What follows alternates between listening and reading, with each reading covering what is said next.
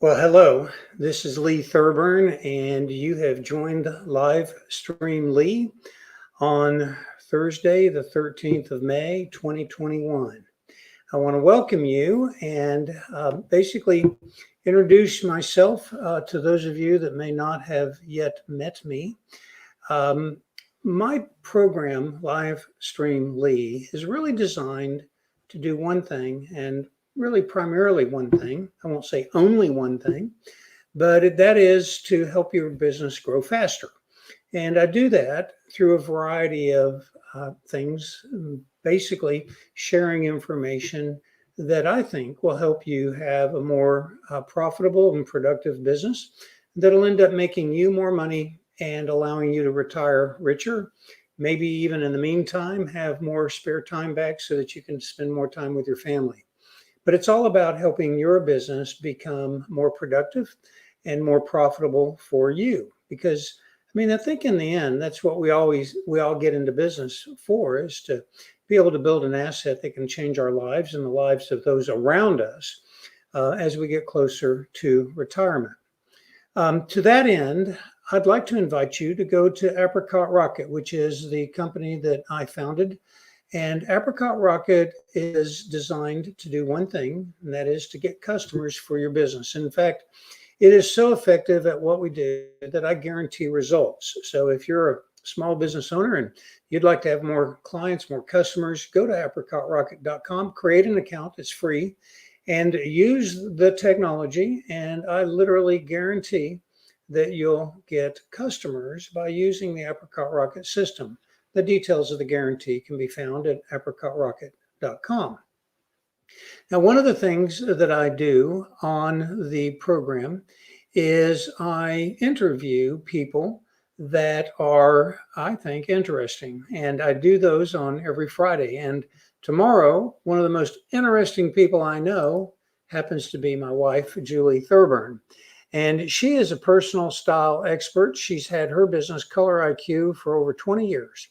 And her job, her business, her whole purpose in life is to help you attract more clients by branding you in such a fashion that you literally become more attractive.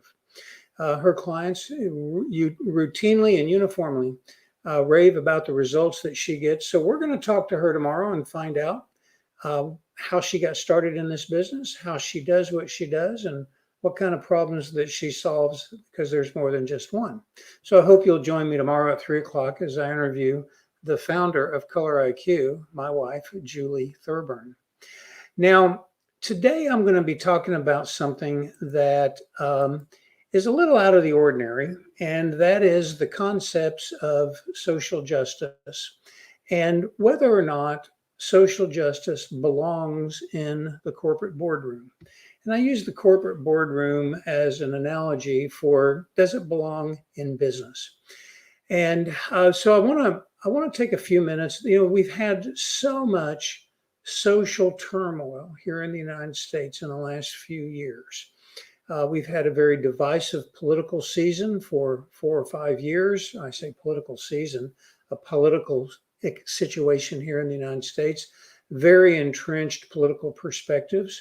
We've had, in the last year and a half to 2 years, we've had a tremendous upswing in the amount of political violence, as evidenced by the continued rioting in cities like Seattle and Portland, and others around the United States. We've had a tremendous amount of disruption, and we've had corporations coming down on different sides of this this dilemma that as a nation we're seeing. And a lot of it centers around a concept that is touted as social justice. And social justice is a term that on the surface sounds pretty easy to get behind. We are social creatures. Our society is socially based. And we, here in the United States, we really love justice. We like our justice system. We like the concept of justice. And so when you match those two words together, it just sounds like something you want to get behind, social justice. But the problem is that words don't always mean what you think they mean on the surface, especially when you combine them. And there's an underlying dark side to the concept of social justice. And let me just say, I personally am all for equality under the law, where everybody has the same opportunity to have the best life that they can have. I'm a firm believer in our Constitution, which says that all men are created equal and they have the opportunity, should have the opportunity to pursue life, liberty, and life, liberty, and happiness. And that's great. That's exactly what I believe in. I think that our Constitution is a marvelous document. But the reality is, when we talk in the Constitution about all men being created equal, it's equal in terms of our access to life, liberty, and the pursuit of happiness. That's what the Constitution tries to ensure.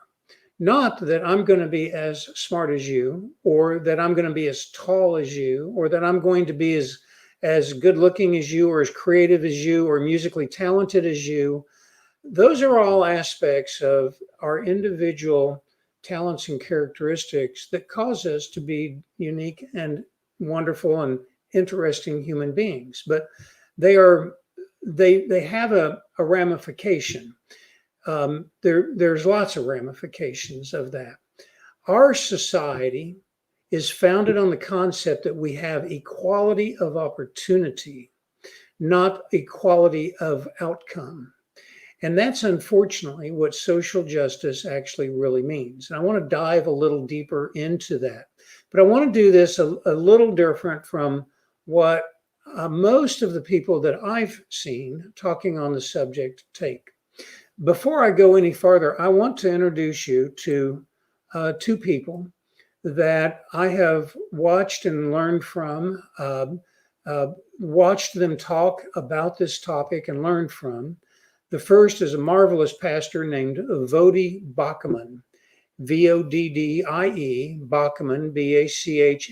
And you can actually find, and I highly recommend that you do go to YouTube and you type his name, Voddie Baucham and social justice, and you're going to find a sermon. It's really not so much a sermon, but it is a sermon that he produced on the concept of social justice. And it is an incredibly well done dissertation on what social justice is and how it fits into the biblical concept of God's justice and what justice really is and really means. And I pick up a lot of what I'm about to say from his presentation. So I recommend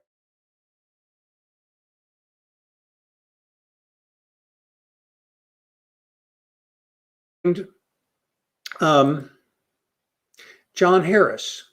And John Harris, you can also go to YouTube and you can type John Harris, social justice. And he does also an awesome job of unpacking all the concepts related to social justice.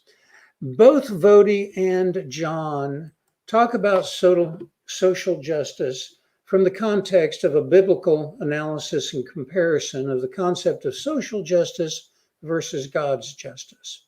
And they touch on a lot of things, but I'm going to take a slightly different tack on the concept and hopefully make a little bit of sense out of it. I want to talk about social justice in the context of economic systems.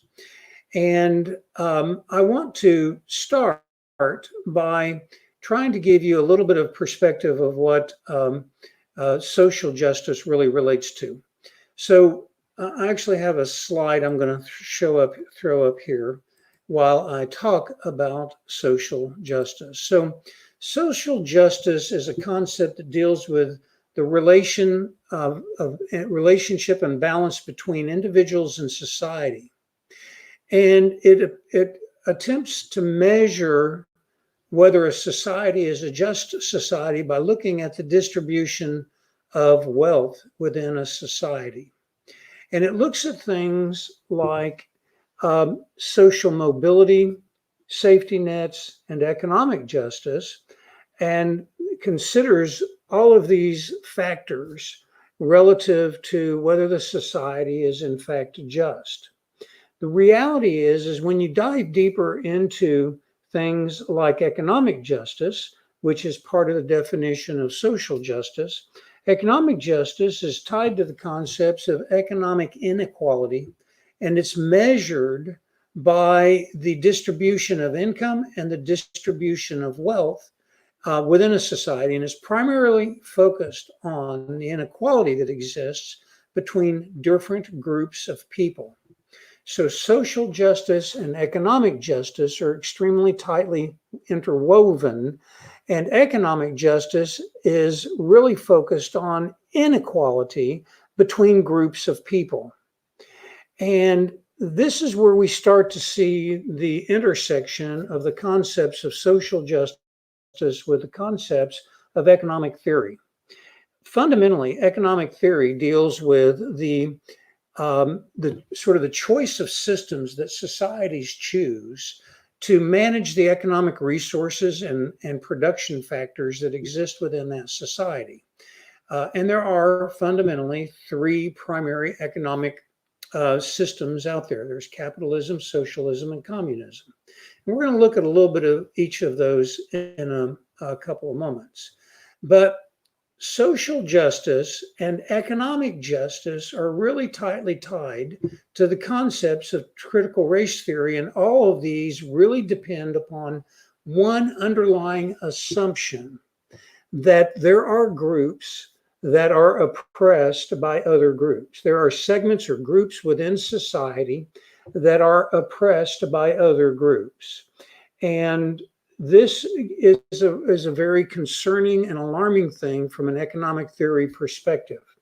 What I think this fundamentally boils down to is it encourages people to think of themselves as being aligned with a group that is on either the oppressed or the oppressor side of the equation.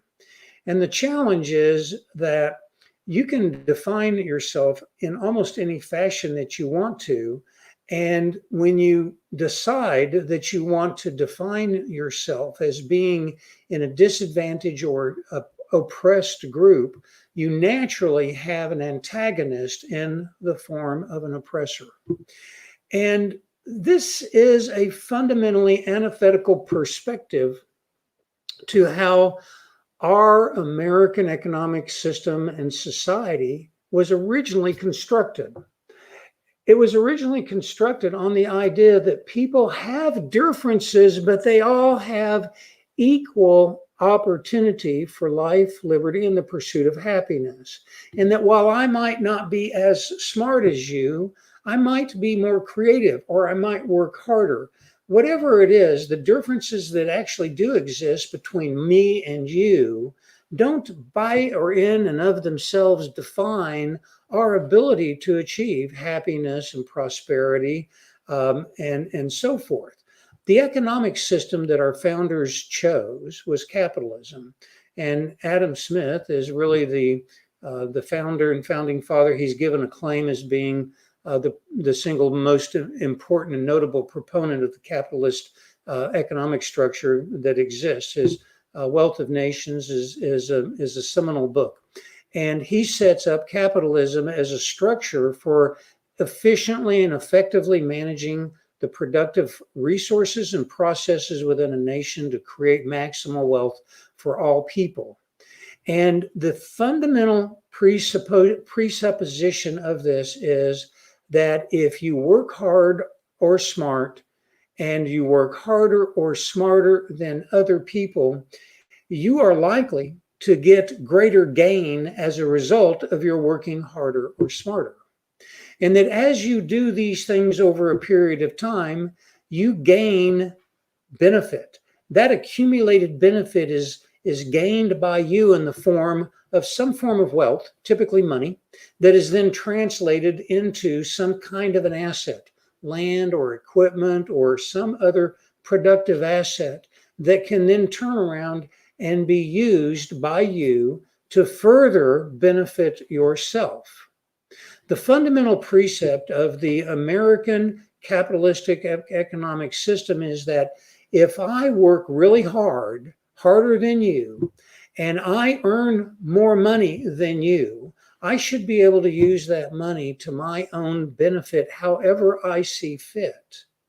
And that means that I should have the ability to accumulate that money, put it in a big jar under my house or under my bed, or put it in a bank. And when I have enough, I should be able to use it to buy some land or to buy stock in a company or something like that, so that my money can work for me while I'm still working to get money.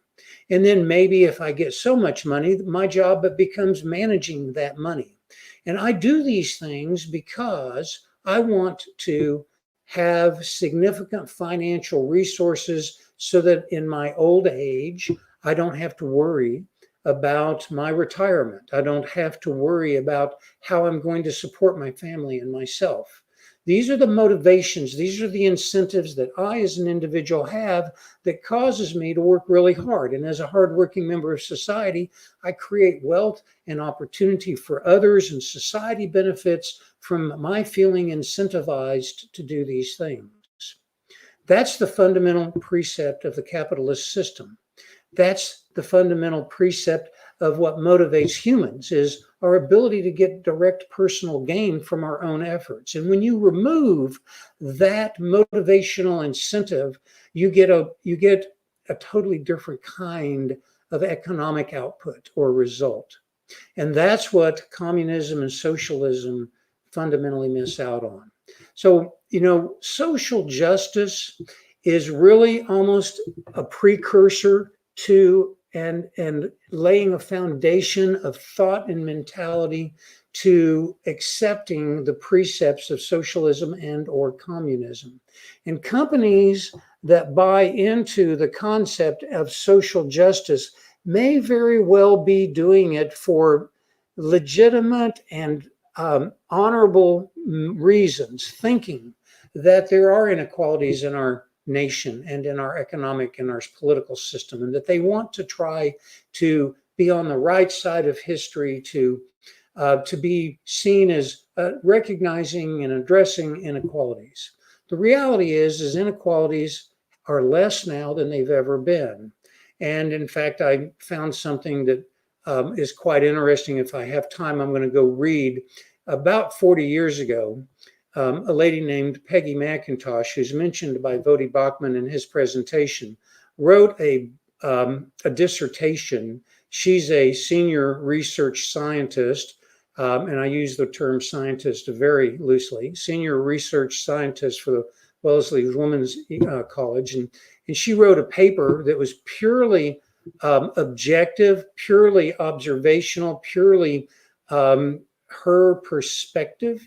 And she entitled it White Privilege, Unpacking the Knapsack. And she listed 25 different privileges that white people have. I read through that, and I'm going to tell you that while there might 40 years ago have been some legitimacy to some of those, probably 23 or 24 out of the 25 no longer exist.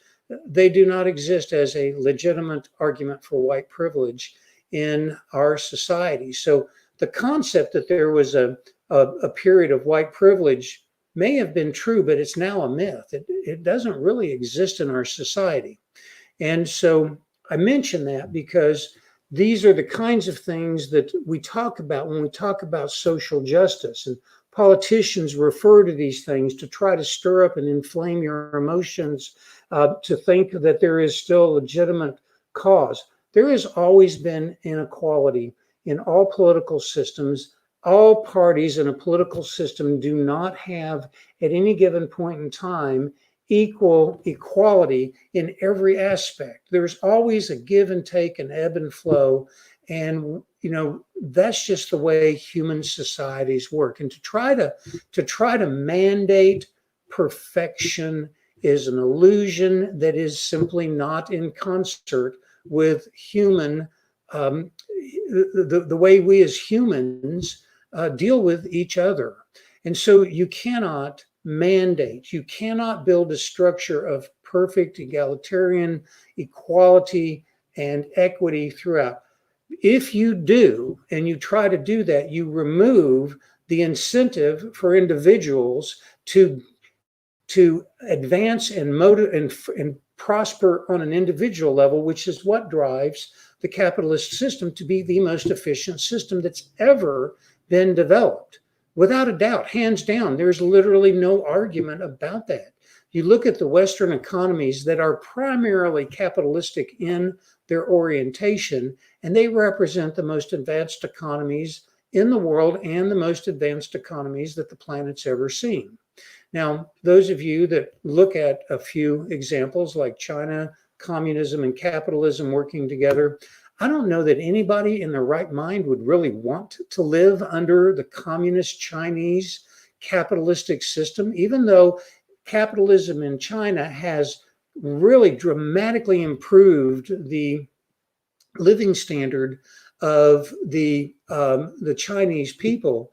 It's the capitalistic aspect of the economic revolution, not the communistic aspect. The communistic aspect of the Chinese revolution show up in the repression of the Uyghurs and the removal of individuals' rights, and the fact that China can come in and rewrite the laws at any point in time, and they do, to remove the rights of individuals and companies within the state-controlled economy. So, do you really want to live under a society where you have no real steadiness of law from one regime to the next, that the whims and wills of individuals can dictate purely politically whether or not your personal or industry or company's financial fortunes are stable and predictable for the long term? That seems to me to be just a ridiculous desire. So there are arguments about some societies and societal structures doing well, but nothing has done better long term than capitalism in terms of improving society. Communism, let's look at briefly. I think it's important to have a quick overview of the different economic systems, because a lot of people, I don't know that you really fully remember your education in social classes and government classes and so on. I mean, it's probably been a long time for you like it has for me. So let's do a quick review of what the different economic systems look like. So let's see, communism and socialism, we can compare them as follows. They both exercise control over the means of production. These are both systems where there is either social or community governmental control over the means of production. They both are designed to generate equity of income and equity of wealth distribution. Equity means that everybody gets essentially the same thing. You get what you need, and you have enough wealth to get you by, but you don't have the ability to really provide for yourself and accumulate significant wealth of your own. Incentives are either diminished or removed because you don't get disproportionately rewarded for your disproportionately greater efforts. So it's difficult, maybe even to some degree impossible, to get a significant, get ahead of the game in either a socialistic or communistic society, because you're not really going to be rewarded for extra effort. So the incentive for extra effort is removed. And a lot of people say, well, that's great, because then we don't have those nasty capitalists running things. Well, the reality is people are driven by really two fundamental motives. When you get beyond food and security and sex and stuff like that, when you get to the more longer lasting driving motivators, it's wealth and power. It's wealth and power. And wealth typically leads to power. So in our society, those that have the most wealth tend to have the most power. They can influence political decisions. And there's a whole big argument about whether that's a good idea or not, but that is the way our system works. People that have money have access to influence and power in the political arena. But in a communistic or socialistic society, you still have a ruling class. You still have oppressors. You don't get rid of the oppressors simply because you've gotten rid of the capitalists. You still have the political elite that reinforce each other, and they gain control, and their motivations are not driven by the maximal efficiency of the economy and the maximal greater good. Their decisions are then based, once they get into power, on how to retain power and control the masses. So you still have a controlling class, you still have a ruling class. It's just that the motivations for the ruling class have changed. Rather than being motivated by maximal efficiency of the economic system, they're motivated by retaining power and whatever their perceptions of how society should work are. And your influence in a communistic or socialistic society are extremely diminished relative to what they are in a democratic capitalistic society. So they both have a very similar sort of foundation.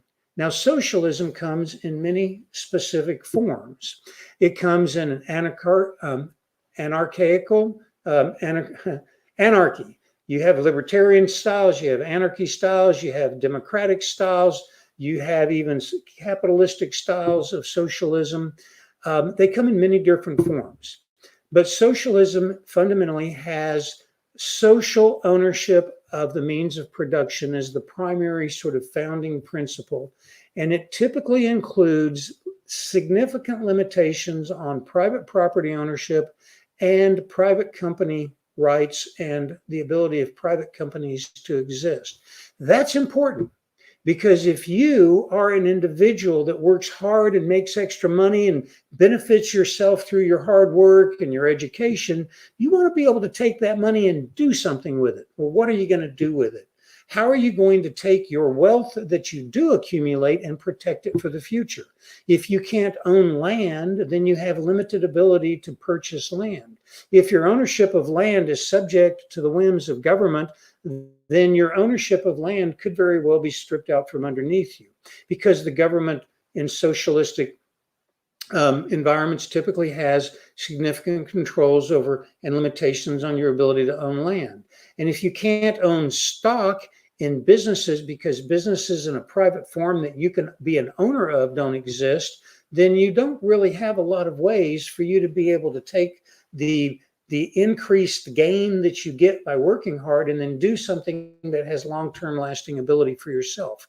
So socialistic economic systems give you, the individual that does stay motivated to work hard, very significantly limited opportunities for you to gain the benefit over the long term of the accumulation of wealth that you are allowed to have.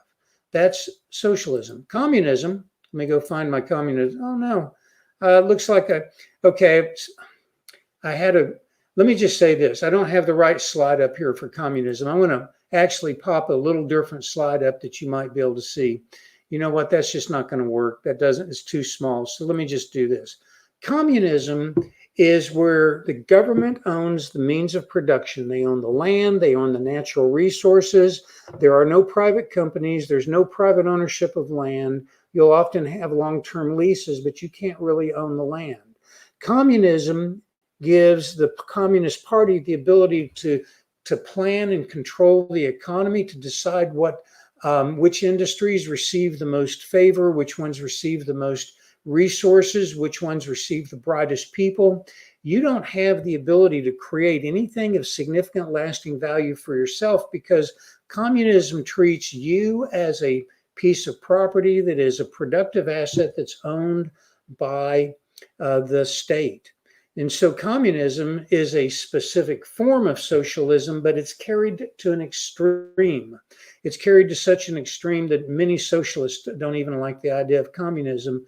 But by definition, communism is just a more radical form of socialism. So I just really want to kind of bring it back. In the United States, we have this basic presupposition that if we go to school, if we work hard, if we save our money And if we accumulate our wealth and then we put our wealth to work for us by buying real estate or buying stocks or by starting a business, that someday we'll have the ability to be able to benefit and relax because we've done all these wonderful hard work, smart work things in our past. And we'll be able to benefit from these activities. We don't have the expectation that we're all going to retire rich, that we're all going to own a Gulfstream and a yacht when we retire.